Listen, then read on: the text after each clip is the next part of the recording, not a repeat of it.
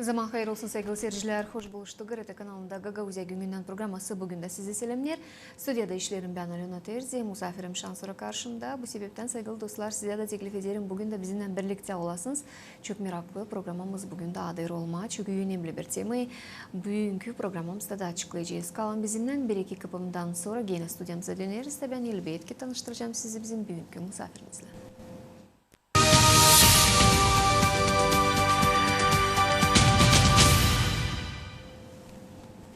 Sevgili seyirciler, bugünkü misafirimizle çoğunuz vardır tanıştığınız, bilirsiniz bu insanı. O değil bir sıra katıldı bizim programalarımıza, hem pay aldı programalarımızda. Ama bugün isterim söylemeye, bugün laf edeceğiz bu insanın can hem ruh kalitelerin başka bir tarafı için açıklayacağız başka taraftan bu insanı bugün. Hangisi için biz bugün de laf etmedik daha bu insandan hem isterim söylemeye bu kaliteleri de çok meraklı bizim bugünkü misafirimizin. Lidia Ostaş bugün stüdyamızda bulunuyor. Bası büyük halklar arası yardım fondun temsilcisi hem volontörü. Zaman hayır olsun Lidia. Hoş geldin stüdyamıza. Zaman hayır olsun Alena. Sağ ol söylerim. Aynı davet ettin beni bugün sizin stüdyanıza. Lidia isterim söylemeye size sağ olun. Hani bulduğumuz vakitte bugün geldiniz. Çünkü o kadar çok sıkı işiniz var. Hani kaçarak orayı, kaçarak burayı. Pek vakitiniz yok ama bitki vakitlerde çok sıkı işiniz var. Ama bugün söylediğim gibi biraz önce isterim açıklama bir başka taraftan sizi volontör olarak halklar arası bir yardım kurumun temsilcisi olarak. En ilk soruşum nereden bulursunuz vakit kendi genel görevinizden kare zanatlanma hatta volontörcülükle her birine savaşırsınız yardım etme, her de savaşırsınız yetiştirme, ne söyleyeyim? Akşamları işten sonra eve gelince çalışırız bu organizasyonu yapmak için, güzel yapmak için. Hem de cumartesi, pazar hep bu konuda çalışırız, çok iş yaparız. Tabii ki ben tek değilim. Başka benim kolegalarım da var ki bana yardım eder. Bu işi güzel götürmek, insanlara yardım etmek, kimin ihtiyacı olan insanlara onlara yardım getirmek, sevinmeli getirmek. Ama en önemlisi istersen her şeyi yapabilirsin. Nice derler hiçbir şey istersen her şey olur. Her şey gerçekleştirilir. Bu nedenle ben de çalışırım. Benim kızım da yardımcı olur bana. Çok önemli bir insan benim yaşamımda. Hem de hepsi işlerimden hangilerini ben yaparım. Benim annem tabii ki katılır aktif bu işlere. Hem de tabii ki ben çok memnunum, mutluyum. Hani bu Uluslararası Yardım Kuruluşu'nun başkanı Mahmut Bey gördü hani biz yapabiliriz. Bu işleri güzel götüreriz. Hayır işlerimizi insanlara güzel dağıtım yaparız. Onlara sevinmeli getiririz. Bu nedenle onlarla birlikte onlar da yardımcı olurlar, nasihat ederler, nice yapacaksınız, nasıl güzel olacak. Hem başka arkadaşlarımız var ki bize her zaman yardım eder, destek olur. Bizim Gagauzya'mızda da başka da insanlar var, başka adamlar,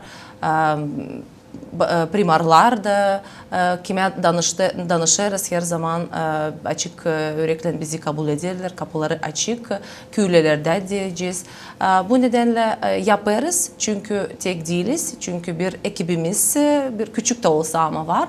Her zaman yardımcı olurlar. Biz de bu ekiple insanlara geliriz, güzel hediyeler getiririz, yiyecek paketler dağıtım yaptık ve umarım ki ileride de başka güzel projeleri gerçekleştireceğiz. Ama bana meraklı Lidia Ostaş bası büyük halklar arası kurumundan neyse tanıştı, ilk tanışmalar neyse oldular. Birbirlerinizi nerede buldunuz?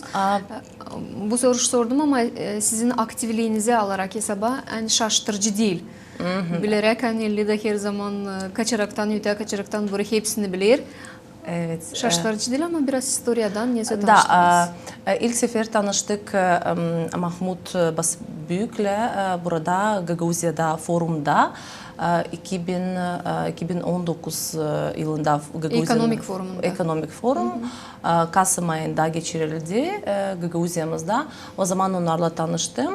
Rehber olarak çalıştık. O geldi başka iş adamlarıyla Türkiye'den. De o zamandan sonra devam ettik. Güzel çalışmalara, güzel hayır işleri devam ettik birlikte. Onlar da bizi görünce hani biz çok çalışkan, burada Gagavuzya'da iyi insanlar, cana yakın, temiz kalpli insanlar. Onlar da tabii ki istediler bize de bir kendi kendi gönül sıcaklığını bize de göndermeye, getirmeye. Bu nedenle birlikte çalışıyoruz. Artık 3. projemiz gerçekleştirdi. De gene diyor yani onlara bu nedeniyle şükranlarımızı sunuyoruz, sağ ol söyleriz. İyi ki onlar var ve onlar da hem de onlar da bizi gördüler hani biz iyi insanlar, dürüst insanlar da bize her zaman destek yani projelerimizde destek oluyorlar. Lidya, bu halklar arası Basbüyük kuruluşu bütün dünyada çok ülkede var. Onlar her yeri savaşırlar. Fukara devletlere, nivoyda olan insanlara yardım elini uzatırlar. Değil çoktan 1-2 ay önce Gagavuzya'da da böyle bir aksiya geçti. O aksiya için bir isterim anlatırsınız. Doğru söylediniz daha yukarıda Alona. Onlar yardım ederler o insanlara kimin ihtiyacı var. Onlar bakarlar nerede ihtiyaç olanlar insanlar var. Onlara hazırlarlar farklı şeyler. Giyim de gönderirler Türkiye'ye, Afrika'ya ve başka ülkelere. Nerede tabii ki insanların ihtiyaçları var. Onlar zor durumda bulunurlar. Onlar da onların yanında olmak istiyorlar. Uzakta da olsalar yani böyle hediyeler sevindirmek için onlar bu projeleri yapıyorlar. Finans olarak destek oluyorlar bu projeleri gerçekleştirsinler diye. Doğru söylediniz. Gagavuzya'da biz başladık küçük bir projeden ama çok güzel ve kalıcı bir proje. Ne yaptık? İlk sefer ben onlara danıştım, sordum yani böyle bir şey yapabilir miyiz? O Mahmut Bey söyledi tamam evet yapabiliriz. Biz ne yaptık? Biz kızlara bir futbol takımı kızlar, genç kızlar kaç 12-16 arası yaşında onlara futbol kostümleri yaptık. Onlar gönderdiler para bize. Biz aldık onları Kişinev'den ve böyle güzel logoları bu kurumunun logolarını yapıştırdık. Kızlara teslim ettik bu kostümleri. Onlar çok sevindiler çünkü futbol takımında tabii ki lazım olsun giyim güzel de onları kullanırlar seneler hem de senelerce da kullanacaklar bizim bu güzel işlerimizi hayır işlerimizi hiç unutmayacaklar.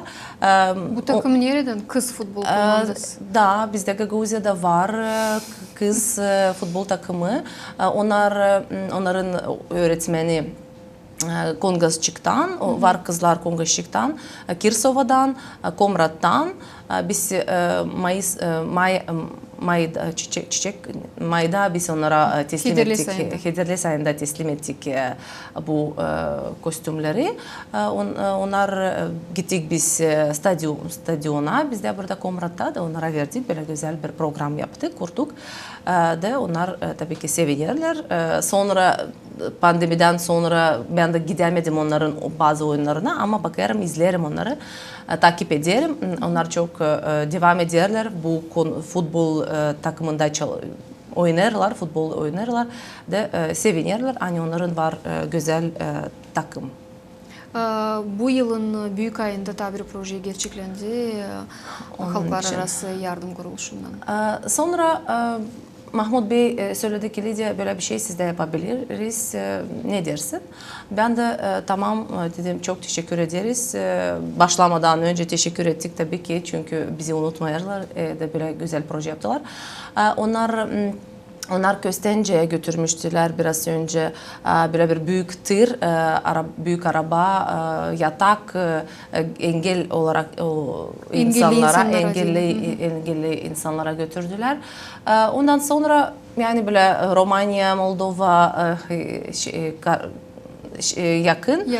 Sonra dediler ki şimdi Romanya'ya da götürelim, Moldova'ya da getirelim. Biz hazırladık. Tabii ki laf ettik, nice yapacağız, düşündük. Biz hazırladık 200 yiyecek paketi de onlara kendisi Mahmut Bey geldi de teslim etti onları. Bu projeyi biz gerçekleştirdik başka bir yardım kuruluşuyla Avrupa Eğitim Der, Almanya'dan. Onlar da bizimle birlikte yani böyle kardeş kurumlar biz birlikte bu kampanyayı geçerleştirdik. Onlar Mahmut Bey ve Hasan Bey geldiler de dağıtım yaptık. 200 yiyecek paketleri onlar yetiştiler bizim Gagavuzya'nın yaşayanlarına, ihtiyaç olanlar yaşayanlarına. 200 paket dağıtıldı 4 köye ve Komrat kasabasına. Biz neden yapıyoruz bunları? Çünkü isteriz insanlar biraz daha mutlu, kendilerini hissetsinler, duysunlar ki başka insanlar da onlara yardım yapabilir, yardımcı olabilir ve onların yanında olabilir. Bu neden biz kendimiz gittik, gördük, dağıtım yaptık, insanlarla tanıştık, sohbet ettik, laf ettik. Köylerde Dizginca köyünde, Kongaşik, Kongaz, hem Beşalma hem Komrat. Biz dağıtım yaparken laf ettik insanlarla, herkese çok sağ ol söyledi. Çok sevindi. Hani onları unutmayız, onların yanındayız. Biz de söyledik hem de Mahmut Bey açıkladı, nişanladı. Hani bizim için din önemli değil, dil önemli değil. Bizim için çok önemli insanlık, iyi yapmak, iyi insanlara iyi şeyler yapmak, sevinmeli getirmek ve insanların mutluluğa ihtiyaçları var. Bu da bizim bir küçücük mutluluk parçamız onlar için. Böyle herkesi sevindi. Belediye başkanılar yani bu köylerin primarları da sevindiler. Sonra da teşekkür belgeleri yazdılar onlara.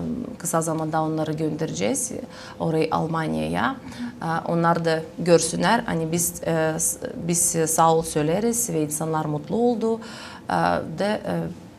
Bekler devamı tabii ki. Herkesi ister. İnşallah olacak güzel işler. Lidia tabii önemli proje yangısı bugünlerde gerçeklendi bası büyük halklar arası kuruluşundan ama ben şimdi teklif edeceğim bizim yardımcılarımızı koysunlar bize bir süjet. Çünkü biz bulunduk bu olayda, yaptık çekimleri, hazırladık bu süjeti. Bu süjeti seyrettikten sonra biz elbette ilerleteceğiz bizim lafımızı.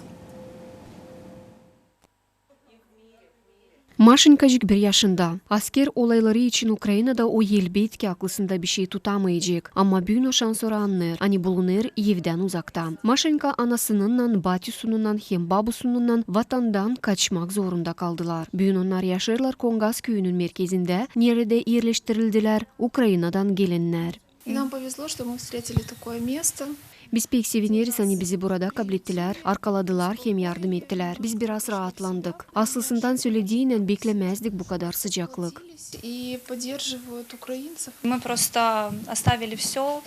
Я только получила права недавно, села за руль мужа и повезла детей и маму. И мы просто ехали, куда глаза глядят. Как бы мы не знали, куда мы едем. Ну, главное, как Biz bıraktık hepsini. Ben oturdum kocamın transportuna da alıp uşakları kucağıma, hem anamı, çıktım Ukrayna'dan en yakın devlete. Biz pek şaştık ona nesoy bizi karşıladılar. Şükür ederiz her birini, doyurdular, yerleştirdiler, pek meraklanırlar bizimle.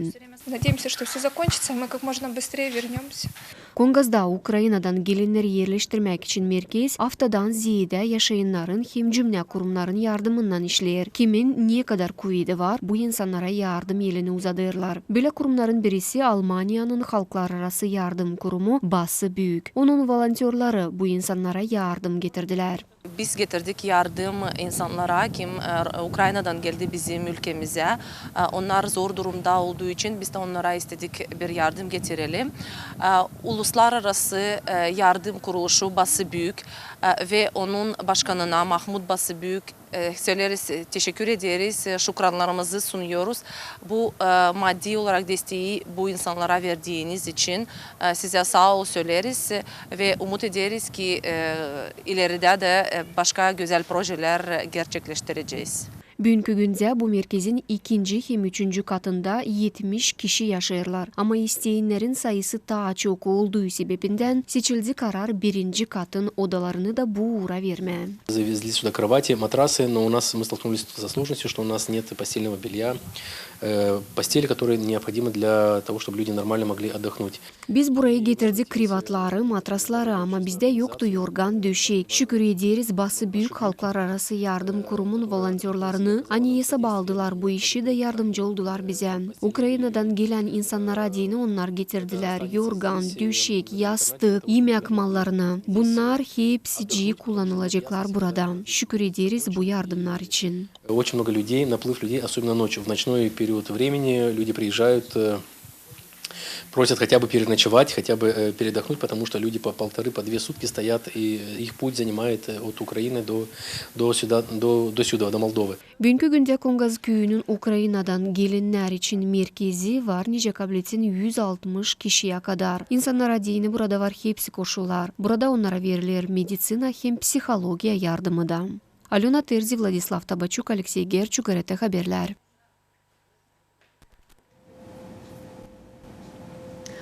Haber kulverilerimizde de yayınladık bu sujeti ki yaşayanlar görsünler, tanışsınlar.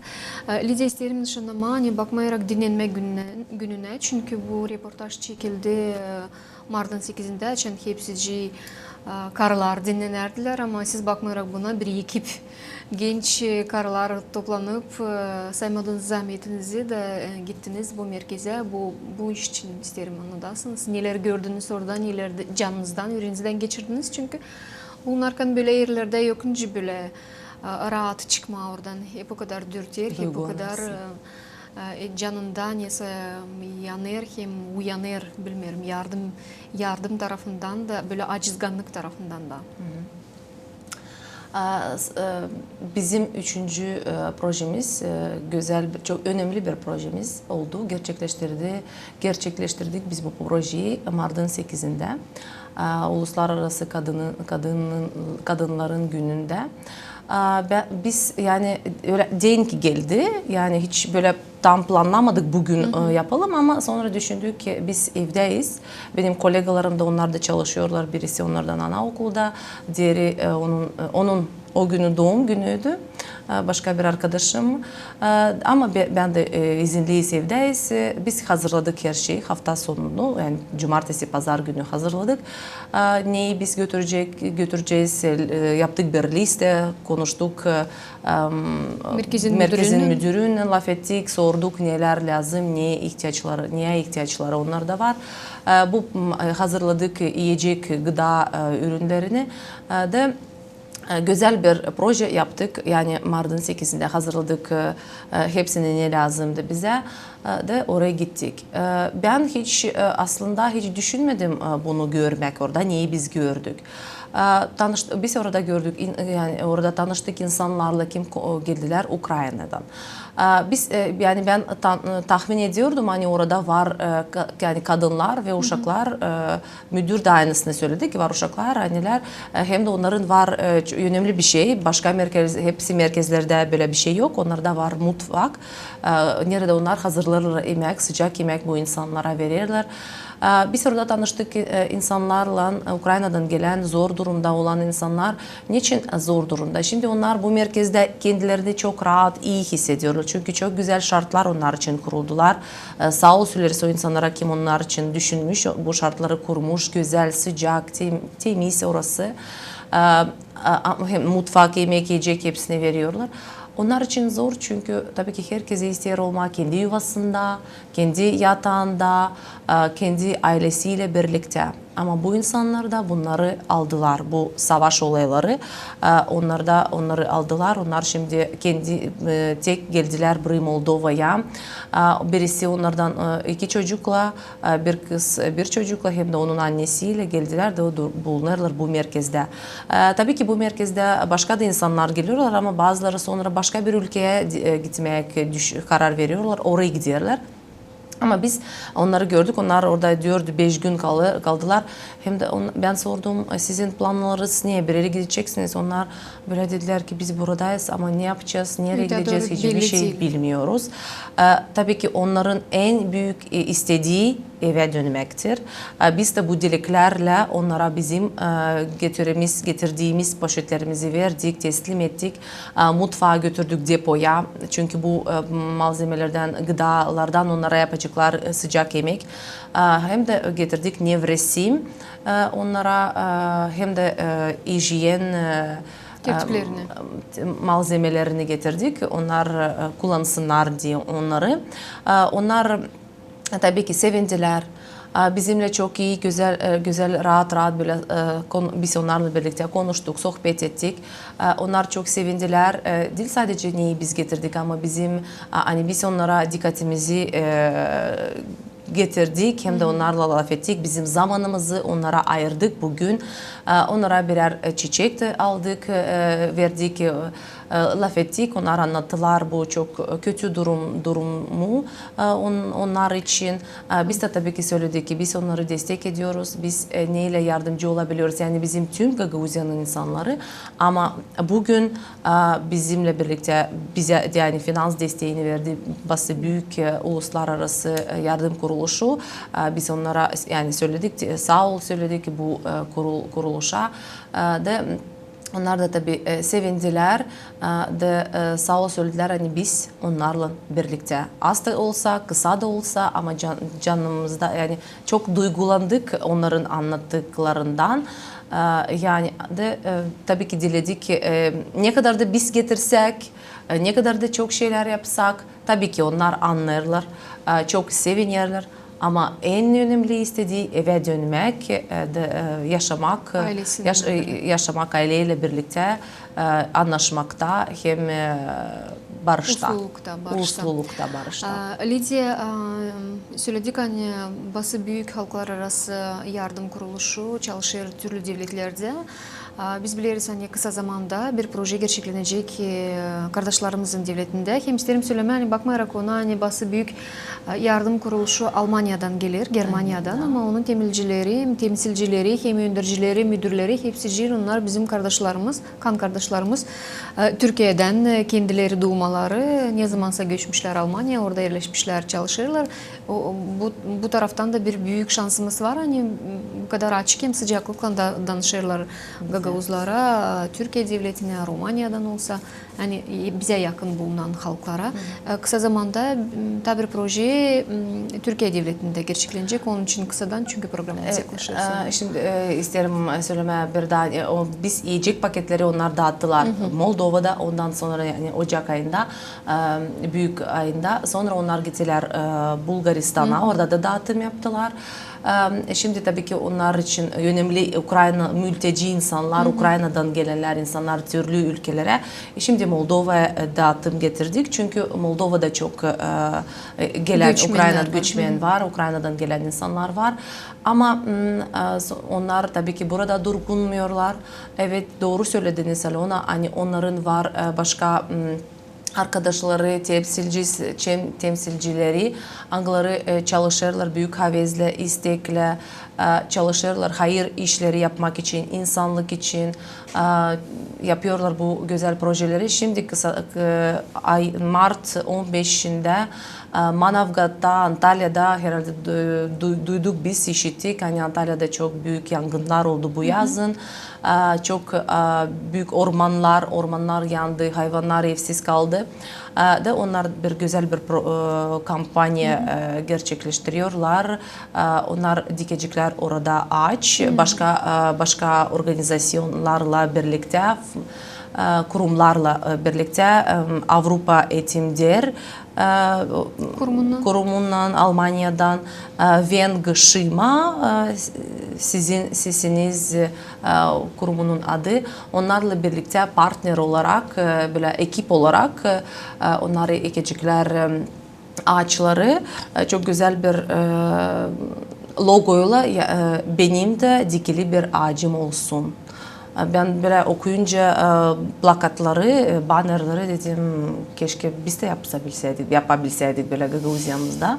Benim dikili bir ağacım olsun. Gagauziya'nın dağlıkları sirelerle oluştu. Evet. Bir iki yıldan sonra bu Daha da aksiya da aktual olacak Gagauziya'da. Evet, şimdi de yani yapabiliriz. Mesela bizde Nisan ayında, çiçek ayında daha çok böyle dikiyoruz fidanları. Yani yapabiliriz ama çok hoşuma gitti. Yani böyle benim de dikili bir ağacım olsun. Çok güzel. Onlara dileriz güzel onların bu programı kampanyası geçsin.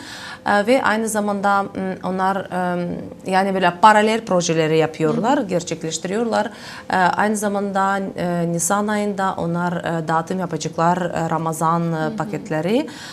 Onların da çok güzel düşünmüşler bu kampanyanın ismini, adını bir küçük mutluluk. Ne güzel. Yani insanlara, demek ki onlar insanlara getirecekler bir küçük mutluluk bu paketle. Yani paket simbol olarak insanlara bir mutluluk getirecekler. Çok önemli bir şey. Mutluluk nedir? Yani mutluluk açan başka da insanı mutlu. Sen mutluysan diğer insanı da mutlu yaparsan o zaman çok iyi. Yani, evet. Onlar her zaman kullanır. Allah razı olsun. Yani biz Gagauziya'da kullanırız. Allah kabul etsin. Yani bizim hayır işlerimizi. Onlar da aynısını her zaman söylerler. Bu mutluluğu verirken Allah kabul etsin. Yani insanlar da sevinsin, kabul etsin ve tabii ki sağ ol söylesin. Çünkü çünkü çok böyle iyi yapan, hayır seven insanlar fazla diyeceğiz yok. Ama bu kurumlar onlara gerçekten sağ ol söyleriz. Memnunuz onlarla tanıştığımıza hem de inşallah Allah'ın yardımıyla devam edeceğiz. Güzel projeleri yapmak ve her bir insana birer küçük de olsa mutluluk getirmek. Yani bu önemli. Sağ olun Lidia. Sevgili seyirciler, ben tabii ki aklınıza getiririm. Hani bugün stüdyamızda misafir gibi bulundu. Halklar arası bası büyük yardım kuruluşunun temsilcisi, volontörü Lidia Ozdaş. Küçük de olsa ama bir mutlulukla paylaşın yakındakilarınızla sevgili seyirciler. O zaman ne kadar daha güzel dünyamızda olacak. Hepsinize diyelim sağ olun. Hani bizimle birlikteydiniz. Kalın sağlıcakla. Gelen buluşmalardan Karate kanalında.